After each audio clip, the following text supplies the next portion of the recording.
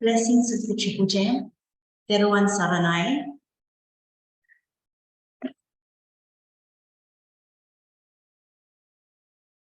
I'd like to thank the society, the servants of the Buddha Society, and those that have extended this invitation today, the President, the Vice President, Treasurer, and all the members who are here today and who are also not able to be here today. Initiated by Mrs. Streamer and followed through by Mrs. Manon.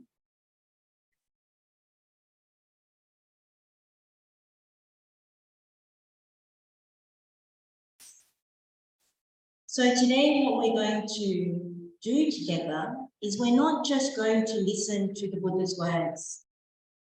The way that usually these sessions run for me is we actually practice together. So we go through a number of suttas. So today is the simile of the clock, so the Vatthupama Sutta. And we also go through the Karaniya Metta Sutta. What we said is that we purify the mind first, because it's very difficult to cultivate metta with a dirty mind, a mind that is stained. We have leaks in our metta bucket. So what we do is we come together today to actually help each other, lean on each other, to cultivate this Dhamma.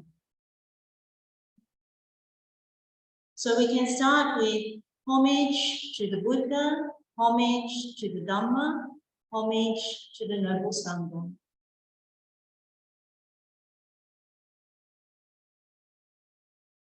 So one of the things I usually say before we actually begin is it's really good to keep an open mind.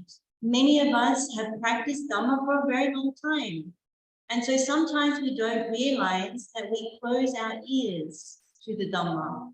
That if someone offers a different perspective or tries to help to establish the right view, sometimes we don't be open to that. So it's very good to be open, to keep in mind that maybe this is another chance to really re-establish right view, because what happens is we end up veering off from right view. The other thing I normally say is that when we come together, it's very good when you connect with the Dhamma to actually use your own examples. So today, when I ask questions, it doesn't mean I necessarily want you to answer out loud, but in your mind, really think, does this apply to me? What are my own examples? Because when we connect with the Dhamma in this way, that means we penetrate it. That means we get to see it. If we see it, then the Buddha says in the Vakali Sutta, you see Buddha. When you see Buddha, you see the Dhamma. So that's what we're trying to do today. And also treat that every time you come and practice, you lean with friends, good friends, we're making effort together. It's an opportunity to enter the stream or do more, path and fruit. Because it doesn't happen in the future, it happens right now. If you get a taste of the Dhamma right now, that is path and fruit, insight.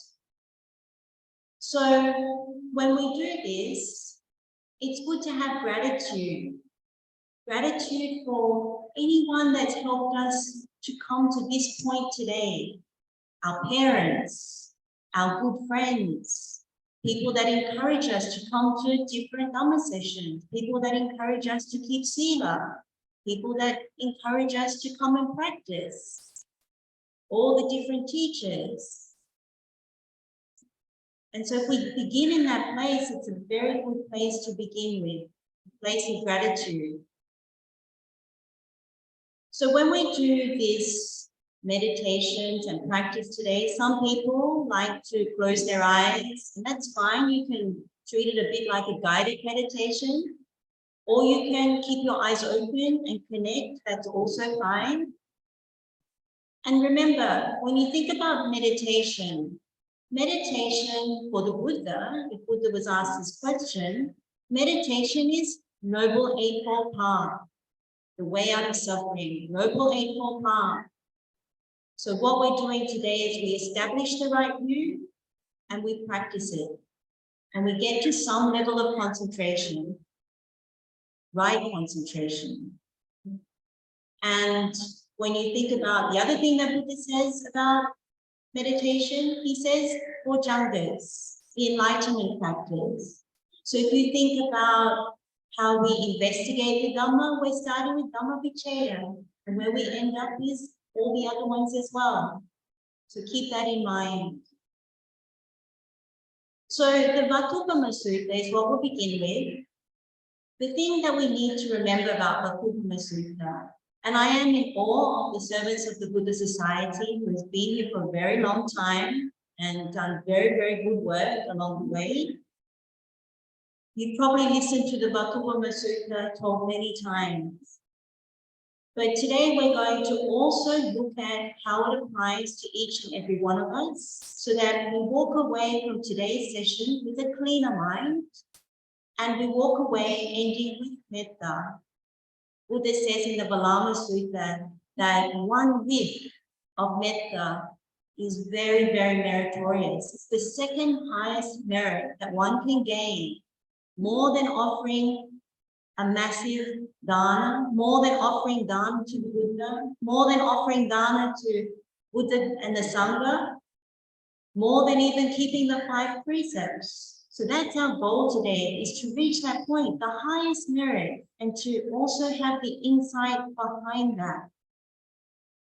So the Buddha starts the Vatthupama Sutta talking about this simile of the cloth. One of the things I really love about the Buddha's teaching is that he gives similes to help us to understand and penetrate what he means. So the simile of the cloth is about if you have a dirty cloth and you try and dye it, maybe you want to dye it red, maybe you want to dye it blue, whatever the color. If you've ever dyed cloth before, then you know if you dye the cloth and it's been dirty to start with, what is the result? It comes out splotchy. It's not a very good dye job. It's not pristine and clear and pure. So the Buddha says, if we meditate and our mind is already dirty, what's going to happen? We don't concentrate the mind. The mind sinks. The mind gets heavy with this stains. It's too dirty. So the opposite of that is if you start with a cloth and it is clean and you dye it red or blue, and then what happens? It comes out pure, clear, perfectly dyed job. And so Buddha is saying, if you have a mind like that, then it easily concentrates. But more than that, if you have the dirty mind, what can you expect? If you have the right view, if you understand the law of karma, Buddha says you can expect an unhappy destination. So if you start with a clean mind, which is what we want to do, then what happens is we can expect a good destination at the point of death, which we don't know whenever that is. And so that's very good for us. Now, when Buddha gives his teaching, one of the things he gives later on is he gives another simile. He says, this teaching is like internal bathing. So you think about it. If you didn't bathe for 1 day in this heat, for 2 days, for a week, for 2 weeks, what is that like? It's not good, is it? It's very unclean, smelly. Likewise, the mind is the same. If we clean the mind, so many good things can happen with that, even at a mundane level, even at the level of personal development, about being good people in the world. So I always think about this internal bathing when I do the Vatthupama Sutta. This is a meditation you can take anywhere. You can do it while you're sitting, someone else is driving, you're sitting in the car, you can do it. You can do this meditation while you're waiting for an appointment. And you can do it when you're meditating at home. So the Buddha gives 16 mental stains. Buddha says there's avijja, visamaloga, so covetousness and rapacious greed or unequal greed. We're going to go through each one. The second one is vyapada, which is the ill will. The third is the krodha or anger. The fourth is upanaha, which is hostility or labeling sometimes, grudging. Then we have makka, which is the derogation when we belittle people. We have palasa, which is divisiveness or being disparaging. Then we have envy, which is issa in Pali. We have acharya, which is stinginess or selfishness. Number 8 is we have hypocrisy, maya in Pali. And then we have also the fraud, satha or sateya in Pali. So deception, corruption all falls under that one. And then we also have the saramba, which is competition, damba, which is mental rigidity or stubbornness. And then we have also mana, atimana, so the conceit and the arrogance. So it's the escalation of conceit goes to arrogance. And then we have the last two, which is mada, which is the vanity or intoxication. And then we also have the pramada. So that is the negligence, heedlessness. So we're going to go through each one sequentially. The thing to say as you listen, this is not about beating ourselves up. So yes, it's about investigating, do we have any of these things? But it's not about self-mortification and going, oh no, I'm such a bad person. It's not about that. It's about, in this moment here, understanding that when we have right view, Buddha says it's important to understand what these mental states are. And then it's also important to understand when we see it, we see an example in ourselves, we say, this is not good. It's like saying, I disapprove of that behavior in the mind. And the reason we do that is because if we cultivate and breed these mental stains, what does it lead to? It leads to the wrong kinds of speech. It leads to the wrong kinds of bodily actions. It escalates. If we stop it at the mind, it's easier for us. We don't need to guard what we say. We don't need to guard what we do because the mind is in line with right view. So think of it that way. But at the same time, on the opposite side, we don't say, I have none of those things, because that's not true. The truth is, at any given time, depending on conditions, we have any of them. So when we're at work, some of these things come up. When we're dealing with family members, some of these have the potential to come up. So the idea is to say, let me listen to what they are and let me look at cleaning the mind, doing this inner bathing together. It's always easier to do things together than by ourselves. That's why on a Poson Poya, it's really wonderful to see people coming together. We're saying, let's make this effort together. Let's lean on each other and do this.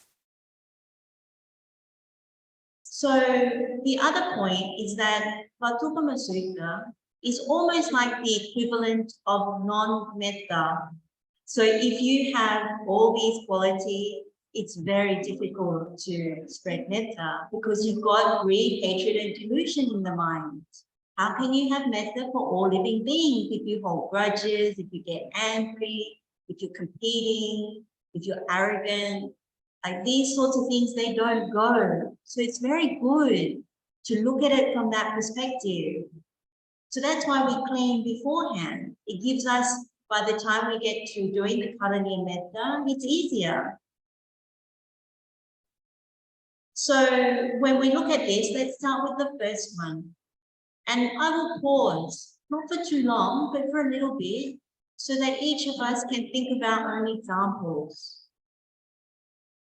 So avijja visamaloga, covetousness and unequal greed. So when we look at this, the core behind this particular thing is lobha. It's saying, I want, I long, I must have, that must be mine. So you go to a shopping center, you see something nice and shiny, and you think, oh, I want that to be mine. Or you go to work, someone tells you, oh, I've got a brand new car. And you think, oh, my car's really old. I want that to be mine. So these things happen all the time. Even when you talk to young children, they say, oh, you ask them for an example. They say, oh, my friend got a new hair clip. I want that to be mine. Our kids can connect with this too. The thing is, the visama lobha is when you want more than you actually have. So you already got a new phone a month ago, and you see someone with the next latest one, and you think, oh, I want that one to be mine. So the idea is to see, Buddha really emphasizes, if you have this, then it's good to admit it. Like in the Kusambhya Sutta, the Buddha says, if you have the right view, and if you can see that hindrances, defilements are there, you know you need to abandon them. You don't just let them be there. That is someone who is leaning towards Sotapanna, towards stream entry. And if you are already the path and fruit, you already know that. You wouldn't do it. Another thing, a sign of a character of a person who is ready or who has entered the stream or above, is someone who says, if I have done something wrong, I admit it. So that is something that we want to do. Like if we have right, we are suvacha to the Buddha, then we say, yes, we don't want to have that. So when you meditate on it, you think about your own example. This is not something you need to reveal to anybody else. But if you have an example, such as, I want that to be mine, you see that the mind gets complicated, the mind gets tight, the mind starts to sink. Then what you do is you say, I disapprove of that. Now, some people think, okay, but that's really difficult outside of this session. Well, we're not talking about outside of this session right now. We can only abandon kilesa now. So together, when you see it right now, and you think about your own example for the next minute, you think, that's not good. I want to spread metta. I don't want to have this heavy mind state. And the Buddha said that it leads to a bad destination. So just take a minute to think about your own example. And when you think about it, make sure you say, this is not good for me. I don't like to see these things in other people. Let me disapprove. And then you abandon. Okay, just for a minute.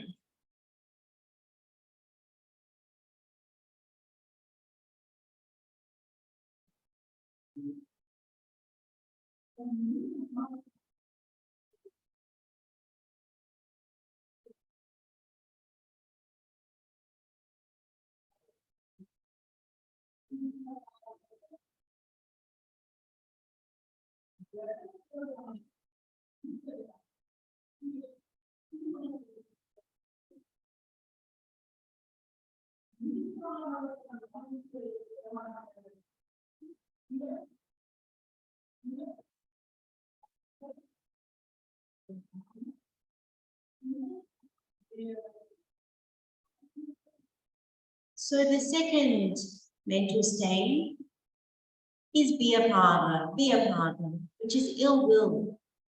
Ill will is the same as aversion, resentment, even getting annoyed. So we have examples where someone ignores us and we don't like it, then we get ill will. Or we're on the road, someone is warning us incessantly while we're driving, then ill will arises. Oh, this person should not be warning me like that. Why are they tailgating me? Or something with the family. Someone says something that wasn't very nice. Then ill will arises. And so you think, okay, I don't like this. Some aversion, some annoyance arises. When that happens, it's very good to see what is the texture of the mind? What is happening here? What drives this particular mental state? It is dosa, it is hate. So this is the first kind of inkling of, I don't like this. Why is this person doing this? So when you see it, you think about if you go to work, then you think about what happens at work. Little things happen all the time when you think about it. When you get ignored, when someone doesn't agree with you, when someone tells you off, when someone does something that is not to your liking, ill will arises. It happens for everyone.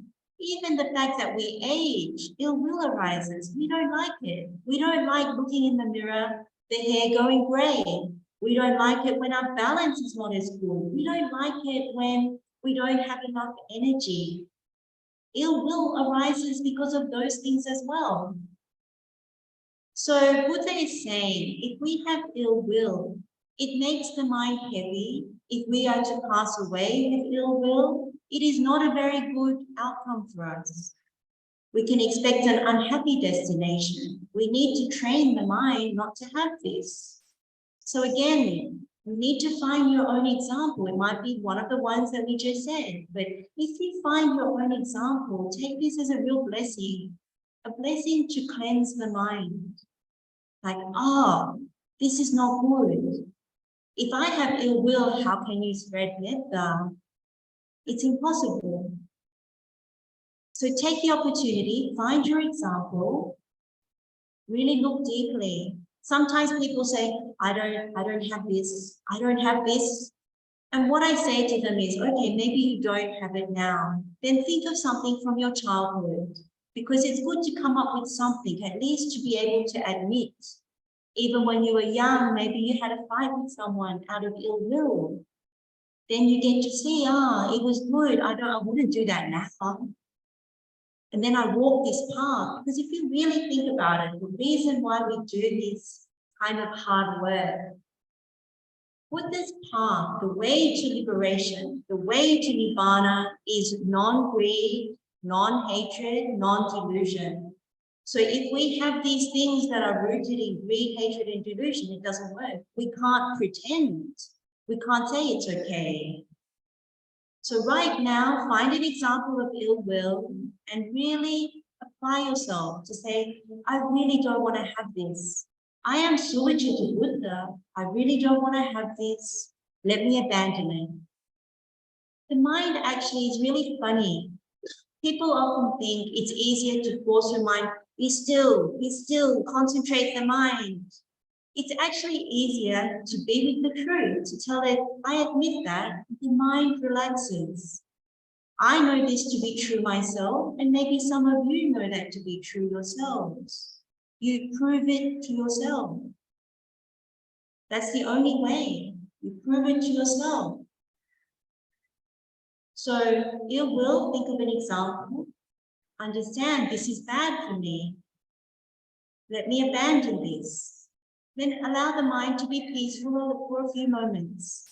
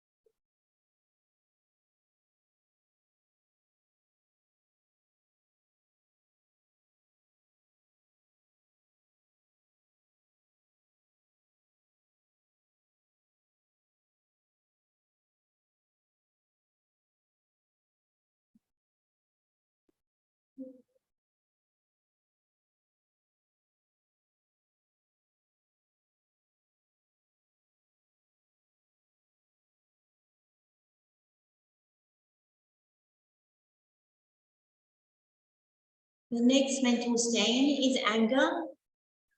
And what you can see when Buddha goes through is that ill will has escalated to anger.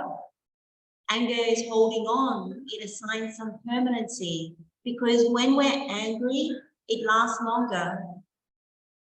When it lasts longer, there's this idea in our mind, he or she has harmed me in the past. He or she will harm me now. He or she will harm me in the future. And if it's not directed to ourselves, then it's he or she has harmed my loved ones. He or she is harming my loved ones. He or she will harm my loved ones. And then the other form of anger that arises is he or she is helping someone I don't like. He or she has helped someone I don't like. And he or she will help someone I don't like. Anger has that kind of texture to it. It sees enemies. The thing about when you remove these mental stains is you realize that we soften, we become more content, we become kind, we learn to forgive. Like when you start to meditate more in this way, what you notice is the mind really genuinely starts to soften. That leans towards metta in a big way, because all other ways when we have mental stains, we're very hard, very hardened, very unforgiving, and we don't see it. So this is an opportunity to get a glimpse, not to attack each other, but just to get a glimpse and to really see, oh, this is the different way that we can practice. So an example of anger is someone tells you off and you get angry and you tell them off.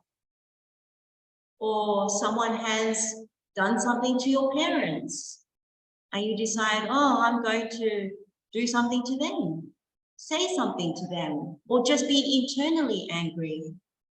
The thing about anger is that it holds on. It holds on with permanency, like it's going to continue. If that person's done it before, they will do it again and again and again. Even if they don't one time, you don't see it. So yes, sometimes there are people who are incredibly foolish and unwise in their behavior, and they do appear like they persistently do those things, and it does appear harmful. But because we assign permanency to it, we never give those people an option to be different. We never give them forgiveness. We never give them the benefit of the doubt. What happens in our mind is we get more dirty. We keep breeding mental stain. It's so bad for us.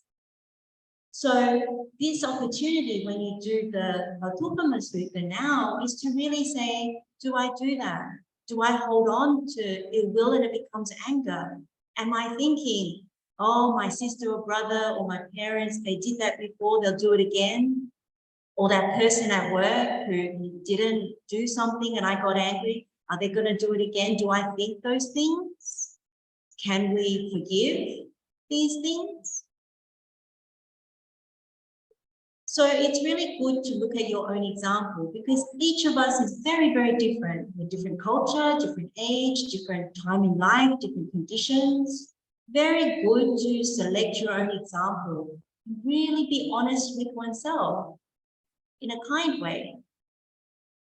If you see anger that has happened in the past, really look at it and say, do I need to harness this in the mind? Do I need to hold on to this in the mind?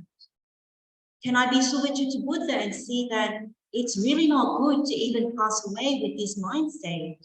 It's like this very, very heavy feeling in the mind. It's on the dorsal track, unhappy destination. Also, what I tell kids is something that Bhikkhu Mahamoggallana would always say in Anumana Sutta is, would someone like this behavior in me? Do I like this behavior in other people? So if you know someone gets angry, for example, do you like it? The answer is no. So would other people like that in us? No. So it's also these different ways of unlocking Because sometimes our mind is very resistant to wanting to let go. Like sometimes I say Vatthupama Sutta is an anatta practice, because what is holding on to kiles? It's atta. Atta lives and breathes with kiles. It feels alive with defilements. I'm this way, I need to do this. I, mine. When you start to open the mind to say, I don't want to do this, I want to loosen this, it's very helpful, because when we get to some of the other mental states, people are saying, but I need competition to do what I do in the world. And it can be very, very strong. So you start to look at it and say, actually, this way of thinking, I really need to revisit that. I really need to look at it. You can still do things in the world, but you don't need to harness all this defilement. So it's not personal. We're all in this situation of leaning, conditioned by greed, hatred, and delusion. So when I look out into the room, I'm not pointing at anybody else. I'm saying we have these issues because we're highly conditioned by our environment. If I ask the question, what is the world like today? Do you think it is leaning towards non-greed, non-hatred, non-delusion? The answer would be no.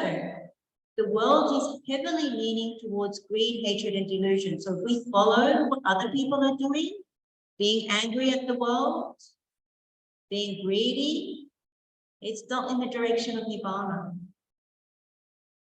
So take a few moments, think about the anger, just one example, and then really disapprove of it. Say, I don't want to have this right now. And then let the mind go quiet. Let it feel some relief from not having anger. Okay, so just take a moment.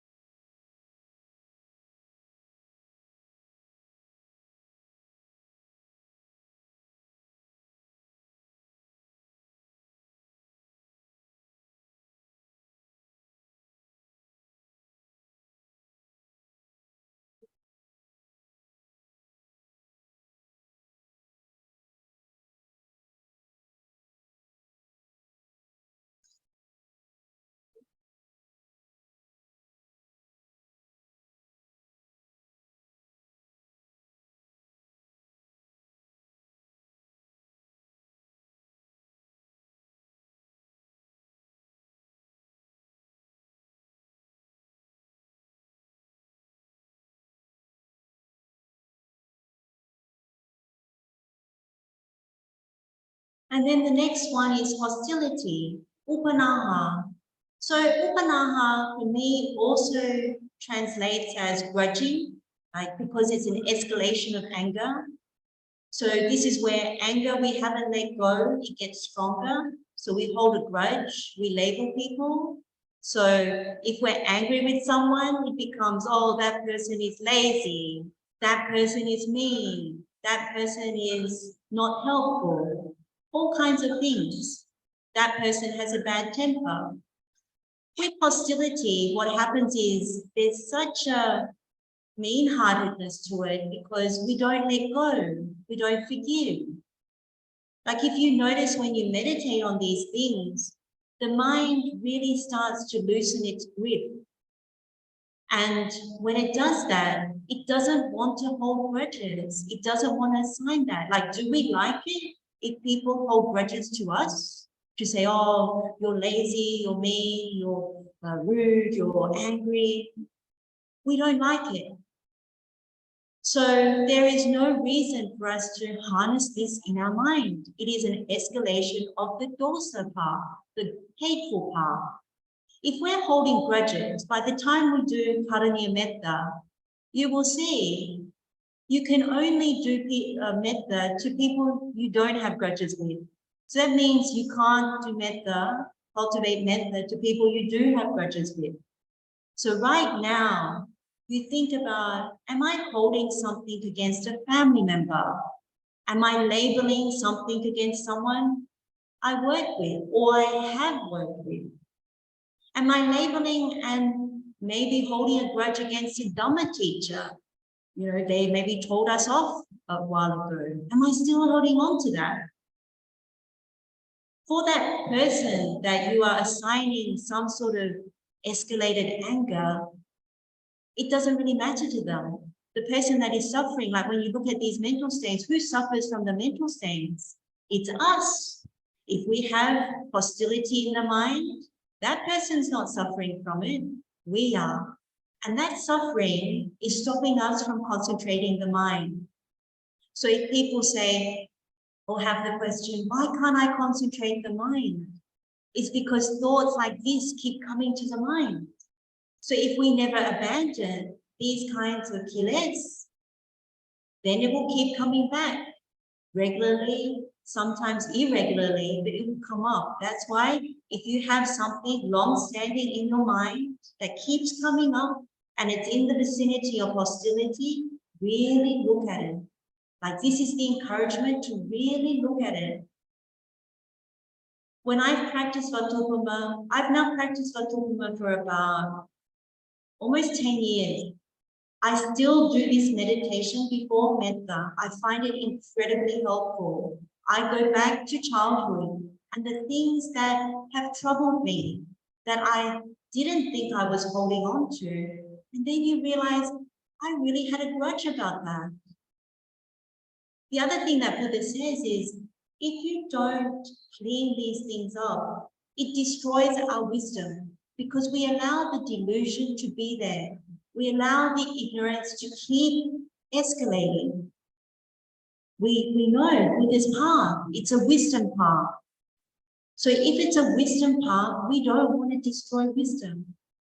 So think of an example, anything recent, anything in the past. Examples could be we hold grudges against politicians. We hold grudges against the police. We hold grudges against different religious groups. We hold grudges against family members, people we know very, very well. So just take one example, just admit it. Think about how the mind is. The mind is tight. The mind is unforgiving. The mind keeps going back and circling around you. So take the opportunity now to say, I see that I don't want to do this. I see that if I want to be able to cultivate metta to all living beings, let me really try and drop this right now. Okay, take a few moments.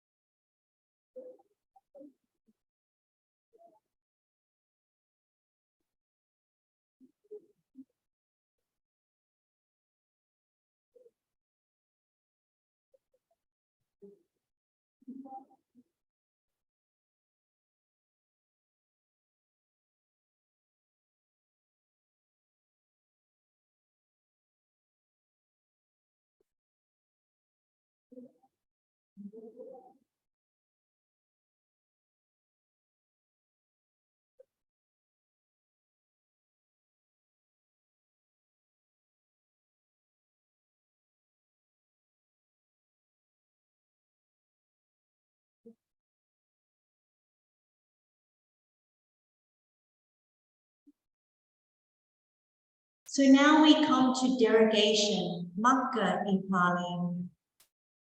And one thing I forgot to do at the start of this session was to ask you to take a temperature of your mind. This is what I normally ask people. What is your mind coming to this session? What is your mind in the middle of the session? And then you take a temperature again at the end of the session. That is the proof to yourself whether something is working, whether the mind feels lighter, whether the mind has been able to concentrate a little bit. If the mind is still heavy at the end of the session or worse, then we've done something wrong. Because this is something, it's meant to lighten the mind. So just take a temperature of your mind right now. So with derogation, maka, this word often you can translate as belittling, demeaning, putting people down, removing their good qualities. So when this happens, normally we're not happy with another person. The source of it is it's conditioned by anger. When we're angry with someone, we're more prone to belittle another person, to have makkah, to remove their good qualities. When we're angry with someone and they do a good thing, we immediately say, oh, it's nothing, it's not that much. That's because we've been angry with them. And even when something good happens to them, we think they don't deserve it. So we think, okay, for example, we could be going for a job and we didn't get the job, another person got the job, and we think, oh, their experience is not that good, their qualifications are not as good as mine. So what's inbuilt in that example is that in derogation, we think it should have been mine. And we erase all their qualities. So they have some qualifications, they have some experience, and we've just erased all of it. And on top of that, we don't see it. In fact, if that person got the job, clearly they do have something that is worthwhile. In the family, if we have a family member and they get praised by our parents, and we've all had that because we're all children to parents, and say our sibling gets the praise, in our mind, we might think, oh, but, you know, my brother or sister, they're not good all the time. Why is the parents giving them praise or giving them money or something? We erase all their good qualities in that moment. It's not fair. There's something in us that is mean like that. So what's really good to see is that we can't be happy for another person. Like when you look at Vatthupama Sutta, it's a very, very powerful sutta. It can take you right to the end. And you look at Vatthupama and you know, even with makkah, even with this derogation, if you fully remove it, you can get to mudita appamana. You can get to that gratitude and joy for another person. It's a very high practice. But we need to begin by seeing these ones first. So you think about your own example. Is there anything where you belittle someone? It might not even say it out, but you do it in your mind. This person is worthless. This person is not good enough.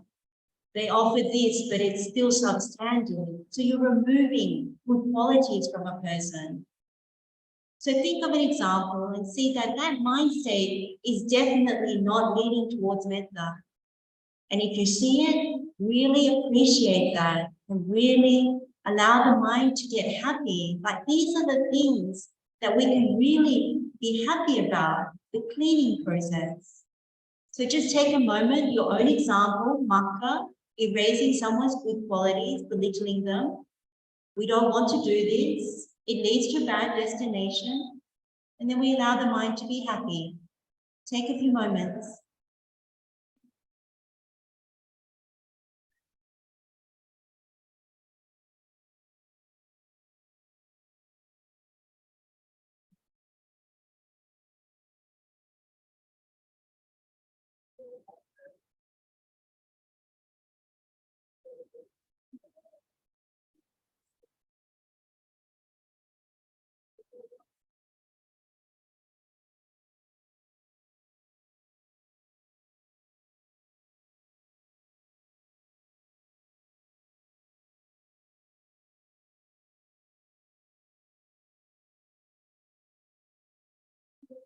Then we have halasa, which is disparaging or divisiveness. So this one comes from hostility. If we have hostility or grudging, we're likely to want to split people. So when we have friends, maybe there's one friend we don't particularly like so well, but then we could be very good friends with another one. So we might think, oh, let's exclude that person. Or you have a friend who wants to marry someone and you don't approve. So your friend asks for advice and they say, what do you think? And you say, not that one. This is really, if you say something, it becomes like Pisunavacha, the divisive, slanderous talk. Buddha says about the karma of it is that what you can expect is to be split from others if you do these things. So where it comes from is the palasa, the divisiveness in the mind. So when we have wisdom, we don't want to do these things. If we think this group, not that group, it can be politics. We like whatever it is. I'll use the American one, Democrats, but I don't like Republicans, Labor, not liberal, or whatever it is. I like Buddhists, but I don't like Christians, Muslims, whatever it is. If you have that kind of halasa mentality, look at the world. Is it happy? Can it live together? Like Kosambhya Sutta is a wonderful sutta about schism in the Sangha. You would all know this. Buddha says to have unity, one needs to have mental actions which are towards metta, verbal actions towards metta, bodily actions towards metta. So what we're working on is the mental ones, so they don't escalate to the verbal non-metta and the bodily non-metta. So this palasa one is very obvious in the world. You don't really need to even pick your own examples. You just pick one from the world and you see whether you also are like the world. And if you see that, what you see is non-metta in the world. We find it very difficult to live with each other. So many topics, religion, gender, age, political views, all kinds of views, very intolerant. We split, we divide. If we remove this from the mind, you can see the mind has the ability to be unified at some point because you're not splitting.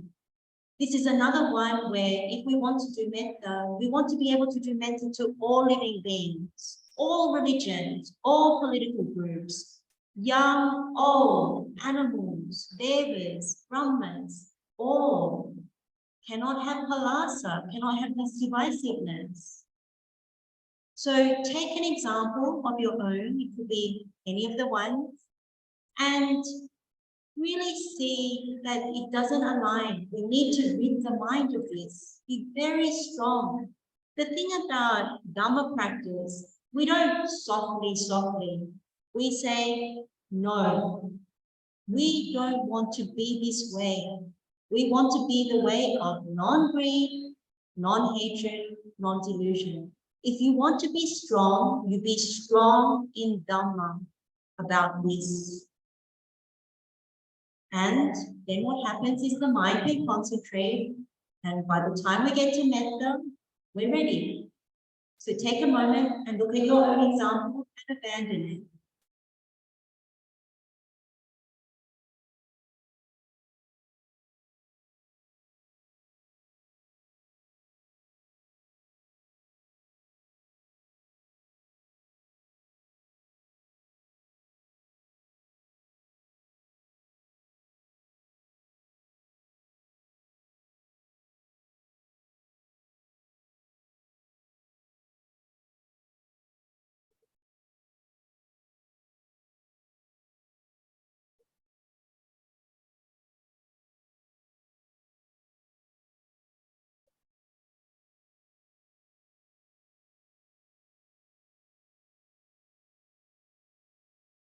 So the next mental stain is envy, issa in Pali. So envy we all recognize. This is probably the one most of us say, I don't have this. I'm not envious. I don't get jealous. The truth is we live in a world that constantly tries to make us jealous and envious. That's the truth of it. We're conditioned by this kind of world. So the mentality behind envy or jealousy is he or she can, I can't. He or she has, I don't. So when you look at envy, there's always this post-perception of it should be mine. That person has something, it should be mine. That person can do something, I should be able to do that. So you think about when we were during the COVID pandemic and we were locked down, all the countries that were locked down and were looking at the news, they were looking at all the other people around the world who were not locked down with envy. I wish I could be free to roam about and do those things.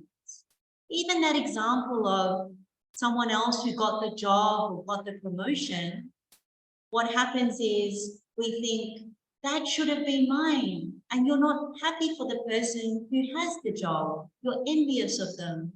What it leads to sometimes is we tell our friends at work, we do the mucka, the derogation, that person doesn't deserve it, that person, don't you think that should have been mine? Don't you think they should have given me the promotion?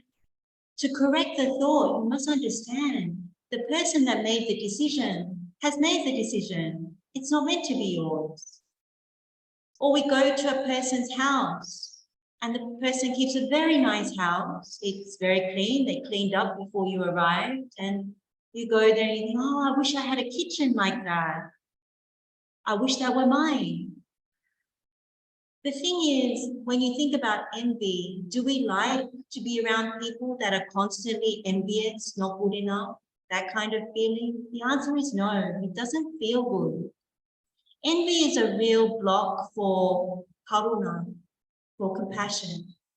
Because what envy does not see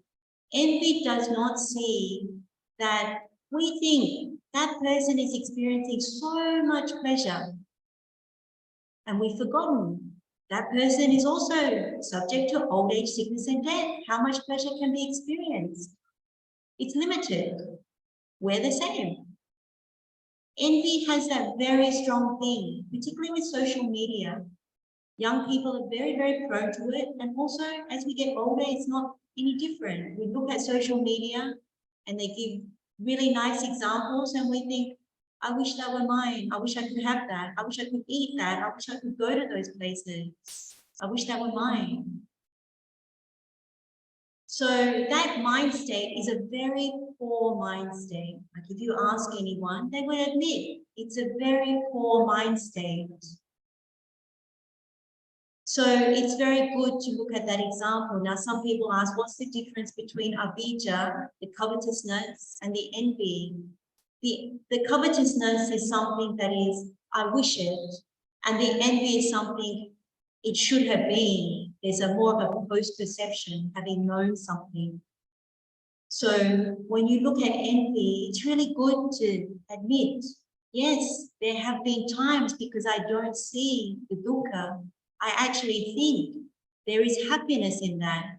Like even if it's a material thing, we forget.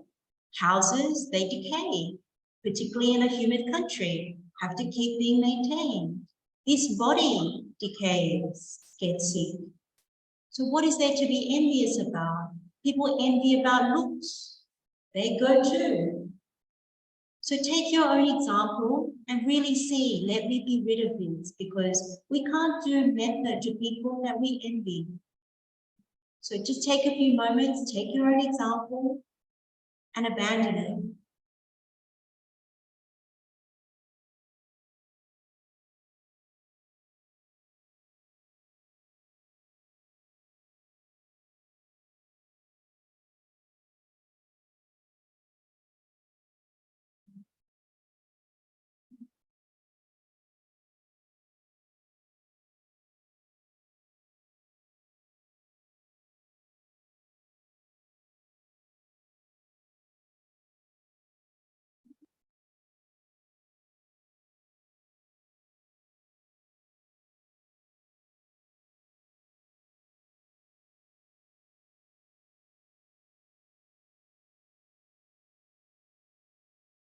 And then we come to Macharya. which is stinginess. So stinginess, Buddha says there are 5 kinds of stinginess. So labhamacharya, stinginess due to gain. So we have something, we don't want to share it. Someone gave us a cake, we don't want to share it. Someone gave us a stock tip, we don't want to share it. The second one is avasamacharya, stinginess regarding the abode. So this could be we don't want to invite people to our home, we don't want to share our accommodations with other people. But if you think about our greatest home, it's really this body. So even when it comes to physical space, we don't like people coming and brushing against us. We don't like people invading our personal space. It's also those kinds of things. Then we have kula macharya. So this is stinginess regarding families or groups. So like we said before, it's an escalation from the divisiveness. We're stingy towards Buddhists or some different kinds of Buddhists, not other ones. We're stingy towards political parties, not other political parties. We might be stingy if we really like only women. I'm stingy towards women. I don't like men. So you look at where it comes from. It comes from being divided in the mind. So with the kula, we have kula for many things. Like with young people, it's often easy to look at the kula as the sports groups, schools, reputation, those sorts of things. We keep dividing and excluding. Stinginess has this way of excluding, having boundaries, not wanting to include. And when you think about metta, metta is very much built on generosity and non-stinginess. If there's one that you really want to remove, it's this one and all its roots. Because this would limit our metta to only the people we prefer or like. So stinginess about the kula is always we like Sri Lankan cricket team, we like the Buddhists who practice with servants of the Buddha group. We only like people that are friendly. We only like people that smile. We only like people who went to that school. We only like people who use kind words. So we only spread metta to those people. That means we exclude all the other people that have all the other opposite types of characteristics. So this one is very good to look at. So that's the third kind of macharya. The fourth one is about reputation. So vannamacharya. So this one's a very interesting one because we're very protective. Like stinginess means we're very protective. We can be very protective about our reputation, like how people view us. People view us as good people, keeping a certain amount of sila. So we hide what we do. And also, we only want to be with certain people. There are examples where someone has a high-powered job and they're a bit embarrassed about their partner or their family. Maybe they come from a poor upbringing, or maybe they don't speak English, for example, in Sri Lanka. So when there's an event, they don't want to take that person because they want to show, oh, I'm this kind of person. I speak English, but I don't want to show that my family members don't speak English. So you're protective of your reputation. And there are many other permutations of that. Like you could want to protect your reputation of someone who's very calm, very good meditator, but you don't want to show people when you're running and you're walking very fast and looking unmindful. Those are examples of when we can be stingy. But when we can actually be very protective, trying to show something about reputation. It's very difficult to keep up with these things. Better to just be and naturally try and allow Dhamma to manifest, not to pretend. So it's linked also to hypocrisy, which we'll come to. The last one is Dhammamacharya. So this can be mundane, where we're very stingy about our knowledge. So in the field of medicine, you could be very stingy about knowing a lot of things. In the field of other sciences, it could be the same. It could even be in the realm of politics. Whatever we learn, we tend to be quite stingy about it and we get into arguments about it. Even Dhamma, I tend to find that this one is the one that also makes you prone towards arguing because you think I'm right, you're wrong. That's where we get to with this. And so you really want to look, be open, be willing to listen, to see. So those are the 5 kinds of stinginess. You don't need to think about all of them, but the one that resonates with you the most, just take your own example and see when there has been stinginess and really see that this is a block to metta. So whatever kind of stinginess you have, if you hold on to it, just know you can't do metta to that category. And if you want to do immeasurable metta, you must abandon it. You must prove to yourself, I want to abandon it. So take a few moments and think of your own example and abandon it.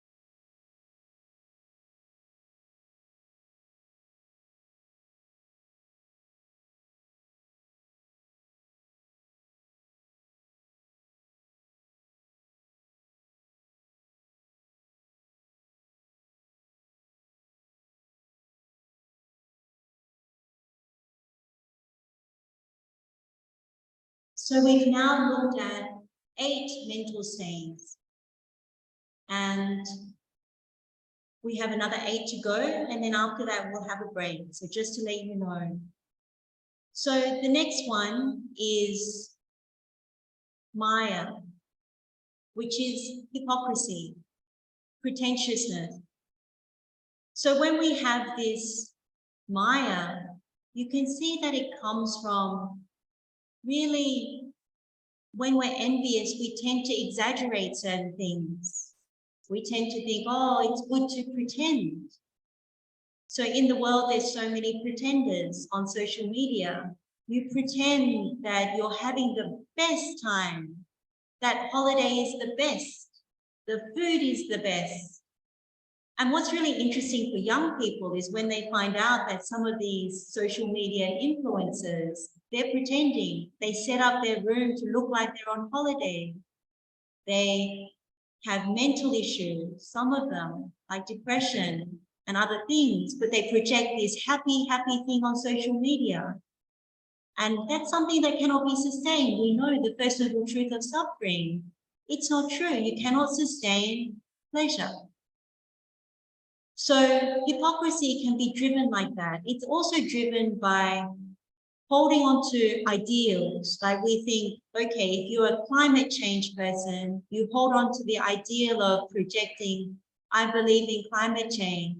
And then you see in the news, people get criticized for going on planes, even though they hold that view, or driving their car when they could take public transport. So the hypocrisy is there.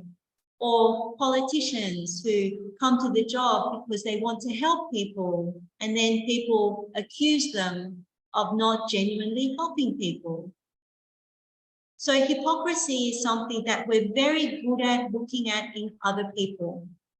In fact, all these mental stains, we're very good at seeing in other people. So one thing I want to remind you is make sure once you start seeing it, you see it more. Once you meditate on it, you see it more. But make sure you don't point outside and not see that it's really about oneself. We don't develop this to become slave drivers and with a whip. Oh, you shouldn't do that. That's envy. That's competition. We don't do that to our Kalyana Mitras, do we? That's not what I'm doing here. I'm saying we all, under different conditions, have these things.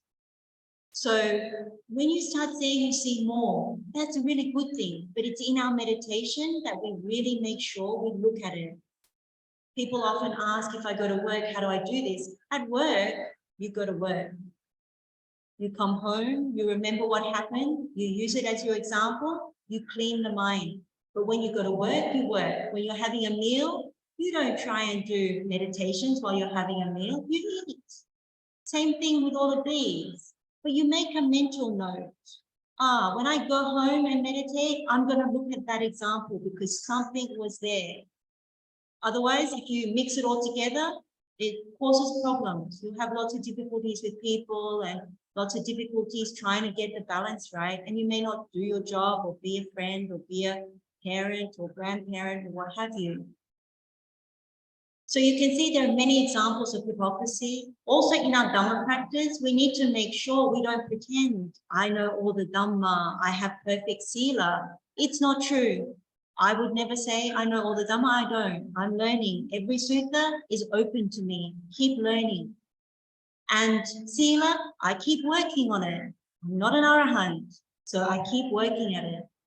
That is the path that takes us to Nibbana. So hypocrisy is really to look at an example for yourself where we know sometimes our children or people who know us, they accuse us of being hypocritical. Really look at that. In this moment, as we meditate now, really look at, that's the example I'm going to take, and maybe they're right. Maybe I can abandon this. Maybe it will help me to walk this path. Okay, take another few moments for hypocrisy.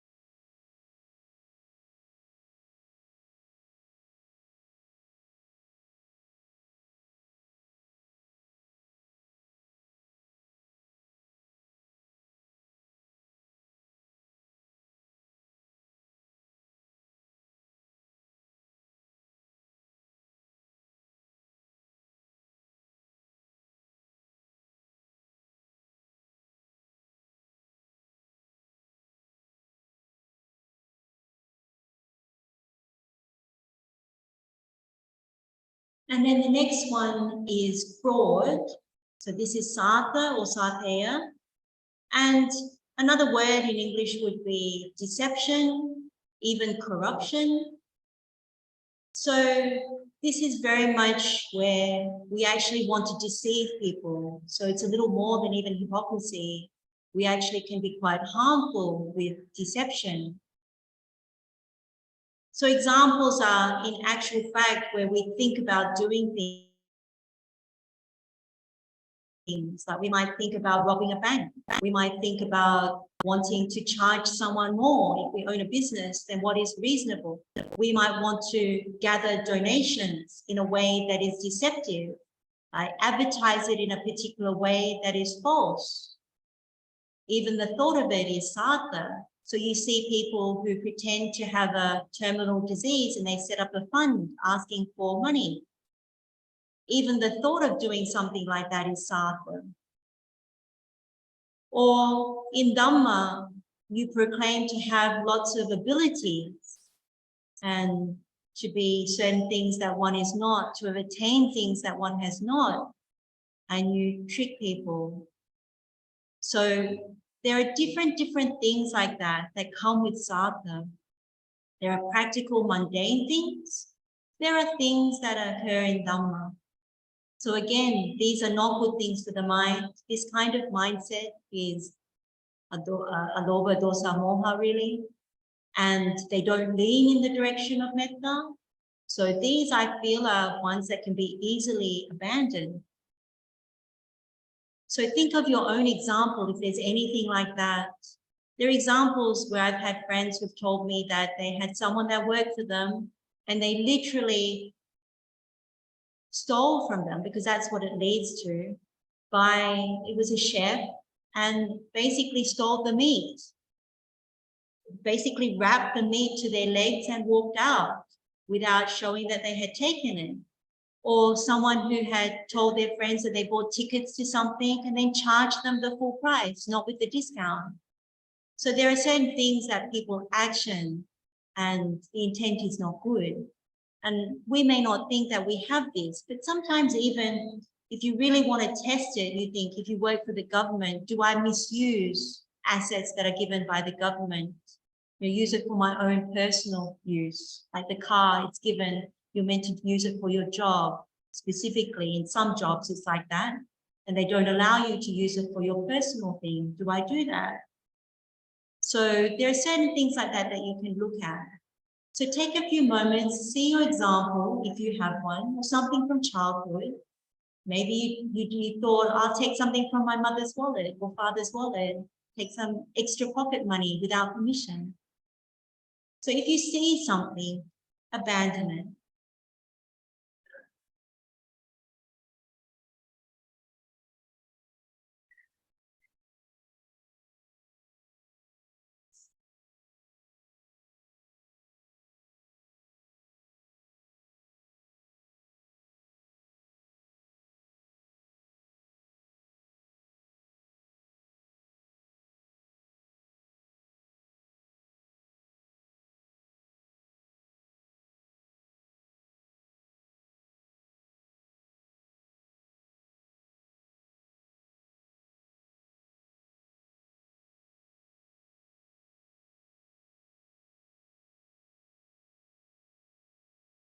And then the next one is thamba. Thamba being mental rigidity or stubbornness. So this one is usually why we get into arguments. One person thinks it's this way, another person thinks it's the other way.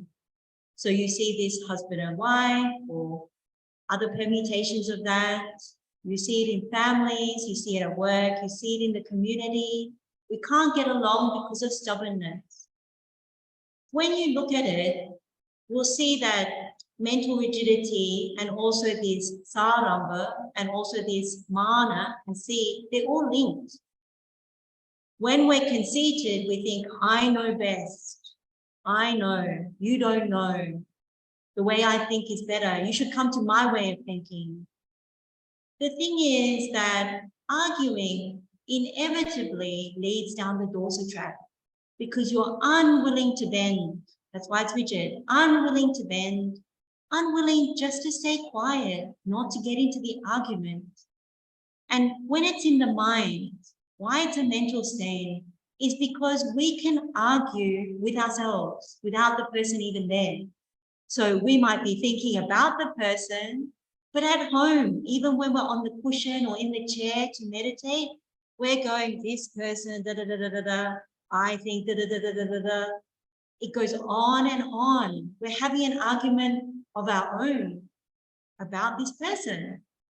It's very obstructive to concentrating the mind, very obstructive to metta. So what we need to do is, you can see, the formula that Buddha gives is you understand what it is, you find your own example, you disapprove of doing that, and you abandon it. And you allow the mind to be happy with that truth. You allow the mind to get peaceful. If you allow mental rigidity to be there, all the different kinds of arguments, all the people, that's what you have in your mind. It's a very crowded mind, isn't it? Like if you have lots of people that you're not agreeing with, you have lots of people in your mind. You might have a whole political party in your mind. You might have a whole religious group in your mind. And so what you want to do is say, no, thank you. I don't need to do this. And if I want to cultivate metta, I actually abandon this. What is there to be right about? Like even when Buddha says not to get into arguments, kalaha vivada, it's because it increases dosa track, the hate path. No matter whether you're talking about Dhamma, it increases hate path because you won't let it go and all you do is disturb the mind. So even when it comes to Dhamma, it's not a sign of weakness, it's a sign of wisdom to say, there's no point arguing. I wish you well. I hope you find the truth. I know I have what I have, and I hope we all discover Nibbana together. So take your own example, really look at if there is mental rigidity, if there is stubbornness, and really see how foolish that can be. Really abandon it. So take the opportunity now to look and abandon.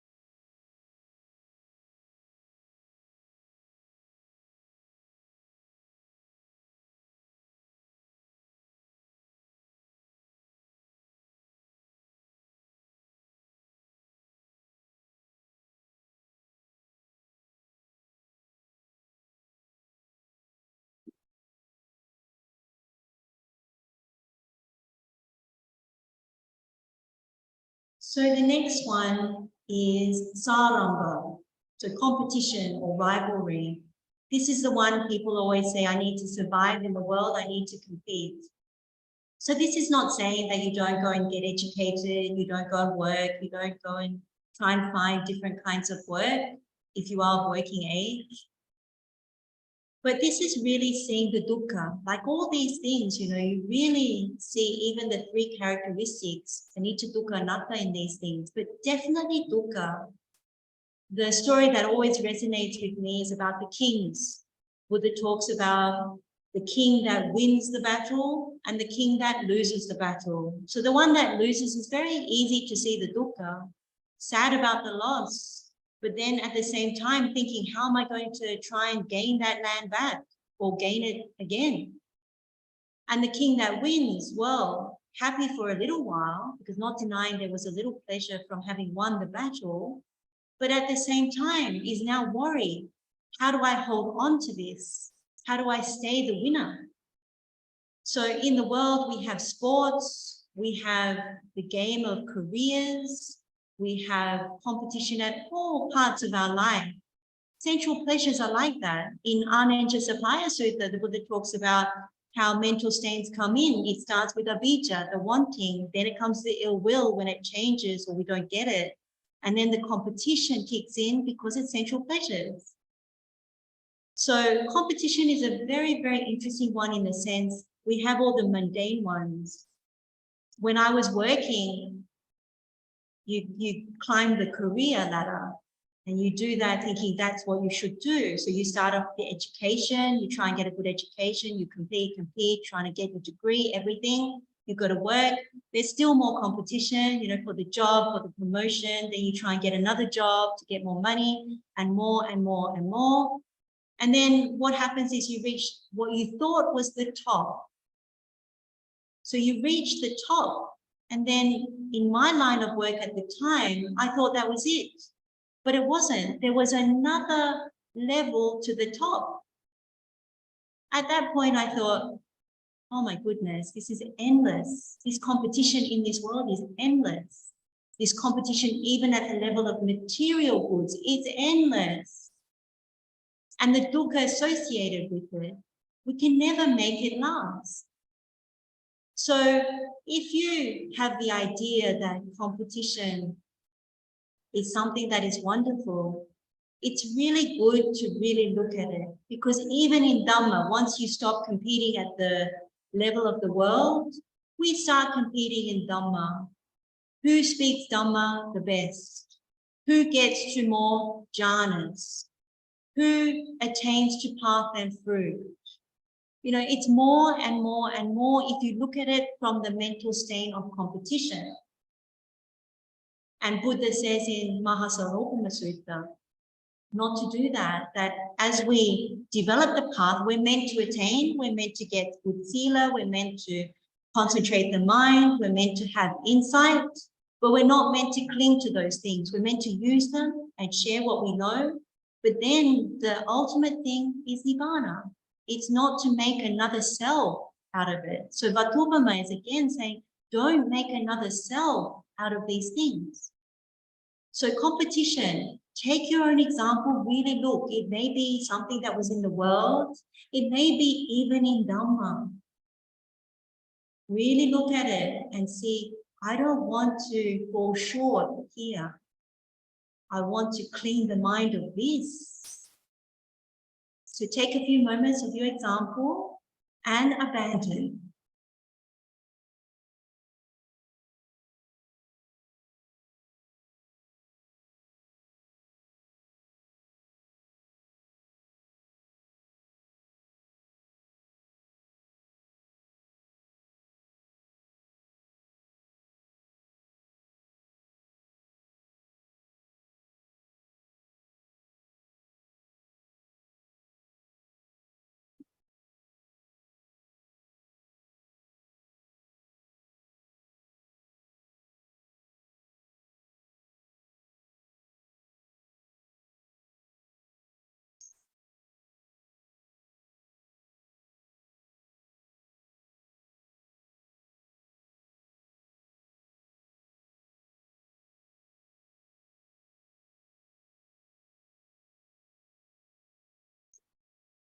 So the next one is conceit, and we'll also look at arrogance. So mana and atimana.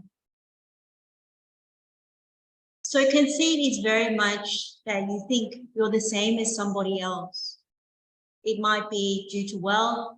It might be due to power, influence. It might be due to material things. It may be due to attainments in Dhamma. We raise ourselves and think we're the same. And then when it comes to atimana, you can imagine it escalates. We think we're better than. So we're better than people who have particular knowledge. We're better than even the Buddha. Some people at the time of the Buddha were like that. They thought, oh, I'm better than the Buddha. The Buddha is so-called fully enlightened, but I know better. That's arrogance. There are many things in the world that are like this, but the main thing about conceit is that we lose sight of where we're the same. And this is what we'll come to when we look at the next one, which is mother, which is the vanity or intoxication. Conceit and arrogance leads to that, what we cover up, which is the old age, sickness, and death. In having material wealth, in having lots of knowledge about many, many different things. Some of it's very useful in the world, not to deny that.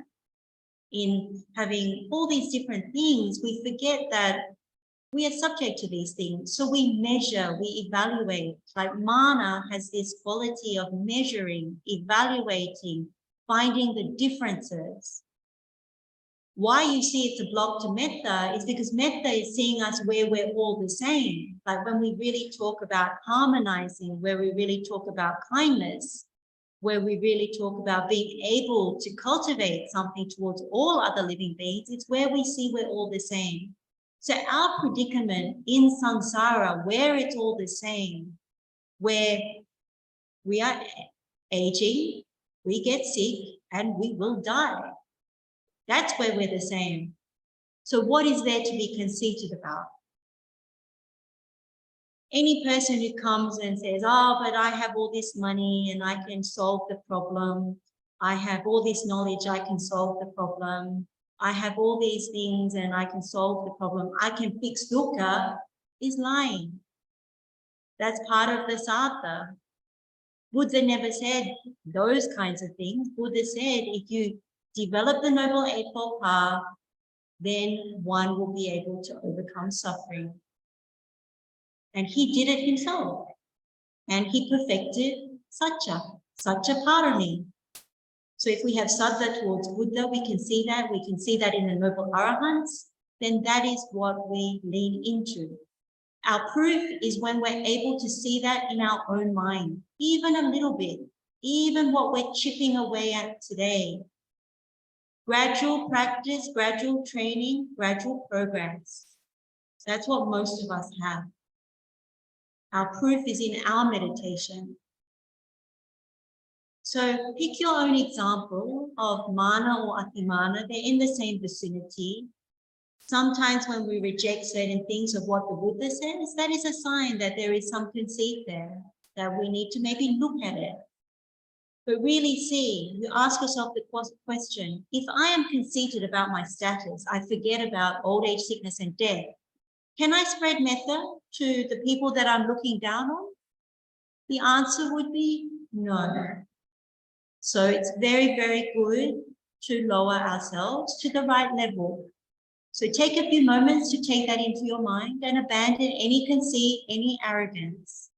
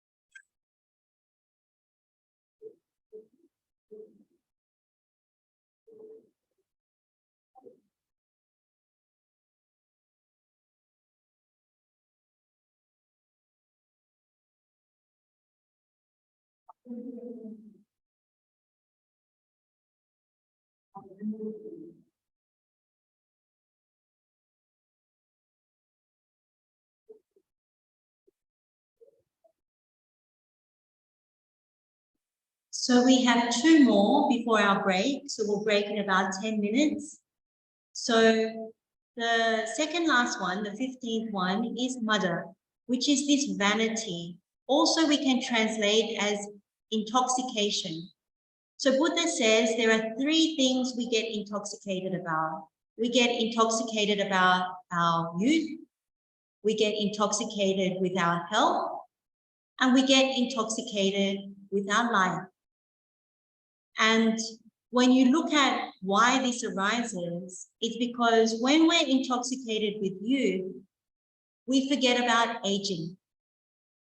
When we get intoxicated with good health, we forget about illness, that this body is subject to illness. This body is subject to aging, this body is subject to illness. And so when we get intoxicated with life, what do we forget? This body is subject to death. So most people, especially once we get older, we think we don't have some of these things, but we need to test that. So when we think we don't have intoxication with youth because we're old, so when you look in the mirror, do you like it? Do you actually try and tidy up the face? For women, maybe put makeup, put creams and everything. Do we read books that say long life, anti-aging? There's so many books on the market about these things. You can't help but chuckle about them. And the other thing is, do we deny, like as we get older, we need bifocals, we need different hearing aids. Like a denial is showing that even if you have a hearing aid, you don't use it. Even if you need bifocals, you choose not to use them. So there is denial in those faculties. That is trying to maintain youth. Sometimes when we're older, we try and play sports as if we were still young because the mind thinks, I'm still young, I can still do it, I've still got it. And then you try it and you fall over or something like that. And then what happens is you realize, my goodness, I cannot do this anymore. And if I do it, I have to be far more careful. So it's a very insidious thing because the world often says to us, particularly in the Western world, it often says, you should look good. I've still got it. So sometimes people often come in the family and say, do I look good? How do I look? You know, or they cover themselves with a lot of jewelry to cover up certain things. So not to say you shouldn't wear jewelry or brush your hair or even make yourself presentable according to the social means, the conventional means. But it's really, when we meditate, we really need to look at, am I intoxicated? Because if I am, I'm not seeing the Dhamma at this time. That's the point. That is the point. So that's the one about intoxication with you. The one about intoxication with health. In the world, there's a very strong thing, and maybe even doctors would understand. People are always denying that they're sick. They don't want to go see the doctor. They deny, oh, there's nothing wrong. I don't want to know. The thing is, we're all bound for this predicament. It's like a car. You need to take it for a tune-up. Sometimes people get massaged because, you know, things are wearing out. You need to take vitamins because you're not getting enough as you age. You can't eat as much. When you eat, it doesn't taste the same as when you're young. There's also the aging element that comes to those things that brings sickness. Now, the thing about sickness and also aging is the minute we're born, we forget, we age, we get sick. Buddha in the Girimananda Sutta said 48 illnesses, and there will be more: hunger, thirst, having to then urinate, defecate. Those are 4. So the minute we're born, we have illness. So some people often will still go to work and say, I'm not sick, I'm not sick, I'm not sick. But the thing is, you already get hungry, you already, get thirsty. There's already sickness. No need to worry about denying it. It doesn't mean that you're strong just because you don't have like a cold or something else. It also helps because as we age, as we sicken, if we don't have intoxication, there's more acceptance. We say, yes, we grow old gracefully, as graceful as we can. When we get sick, we don't fight with aversion. When COVID came, so much aversion. But it's our nature to sicken. You get bitten by a mosquito, you get dengue. It doesn't have to be aversion towards dengue. It can be just the body is sick. Let me treat it and let me get well and let me use this for practice. So when it comes to sickness, it's really good to look at that, because even you check, if you get diagnosed or a family member gets diagnosed with cancer, something more serious, do we deny it? Do we cover it up? Or do we get shocked? These are the things that point to the fact that we haven't understood the Dhamma correctly. These are things that Buddha says, frequently recollect, no shocks, understand the predicament, understand we are all subject to the predicament. So when you meditate and you're correcting it, don't think about me and my sickness, me and my aging, or that of my loved ones. That's just personal dukkha. Make sure you say to yourself, which is what is in the sutta, the Abhinha Pachabekita Vana Sutta, that I am not the only one. So it's a universal predicament. That's what's the noble truth of suffering. It's a universal predicament. So we don't go into the story on and on about, I have this ailment, I have this problem and all that. It's not that. I mean, those are true, but that's not meditation. That's just lamentation. That's parideva, which is dukkha. So the last one in terms of intoxication then becomes life. So when we have the conceit about any of these things, but particularly with life, we spend so much time on life. Buddha is encouraging us to balance that out with understanding about death. So the story of the weaver girl who entered the stream when she was about 16, but she passed away when she was 19, but managed to hear the truth from the Buddha. These things are very important because the one thing we forget is death can come at any moment. Like Buddha says, the person that practices the death contemplation really well is the one who takes one breath and knows, I could die before the next one, the exhalation. If you take one spoonful of food, you can die before you actually take the next one. So that's the real contemplation of death. The thing about aging, sickness, and death, it keeps us honest. We're not honest. We get intoxicated with life because we forget. How many people have asked other friends, come for this Dhamma program, come and meditate with me, let's do something wholesome. And they say, oh, I can't, I've got to look after my husband or wife, I've got to look after my parents, or I've got to look after my kid because he or she is sitting A levels this year or O levels. Life in its roles and its responsibilities, they're important. It's not saying don't do these things, but make sure you carve some room for the truth, for Dhamma. It's only sessions like this that someone's going to remind Buddha's words. Don't forget this, don't forget that.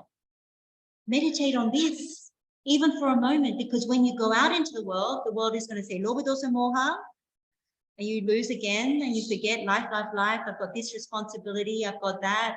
I've got to fulfill this. I've got to buy this for that person. I've got to go and help my parents. I've got to go do this. And then what happens is life takes over. So that's the intoxication with life. You need to make sure, particularly young people, you keep one foot very firmly in Dhamma. You make sure you do that, because otherwise you get swept away, and it's only after you've done all those things that you come back. People forget, faculties age. So memory worsens, eyesight worsens, hearing worsens. All of it worsens as we age, no matter what age we are. So it's very good if you have good faculties to come.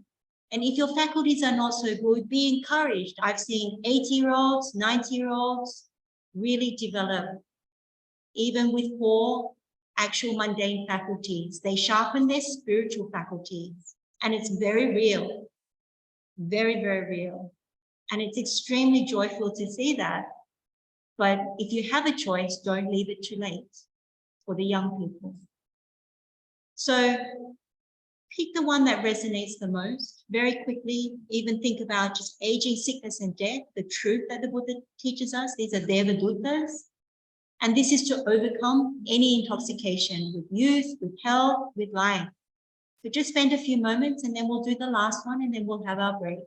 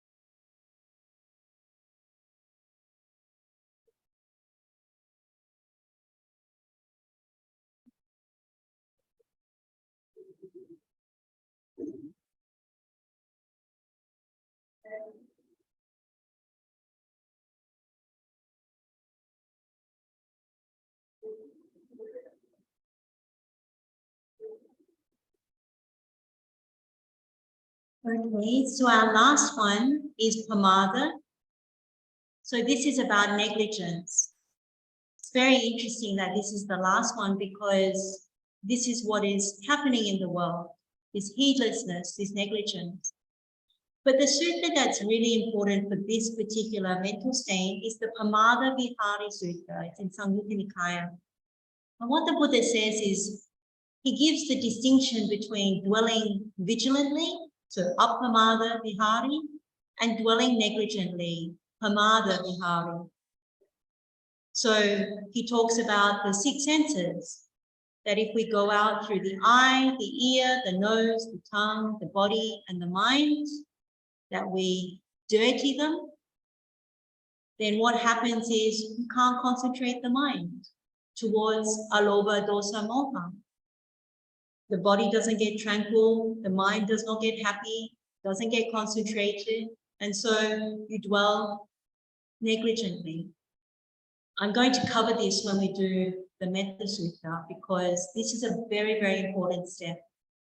When we get intoxicated with life, we don't see the danger in roaming, letting our senses run amok, letting them go anywhere. Hear any sounds, just turn, see something catches our eye with color, we go look, examine. Same with our tongue. We let it roam, enjoy it. And same with, this body as well. You see that very much in the world. The world has declined so much that the behaviors in the world are just very excessive and very negligent. And the mind, therefore, it soaks up from the ear, eyes, nose, body, tongue, all of that, and it gets dirty. So if you get to this point in Vatthupama Sutta and you're having a day like Poson, Poya and you're practicing, you really want to guard your senses. You want to protect, make effort to protect how clean the mind is right now. Like what we've been doing together is hand in hand, we've been cleaning the mind. Our mind is really upright right now.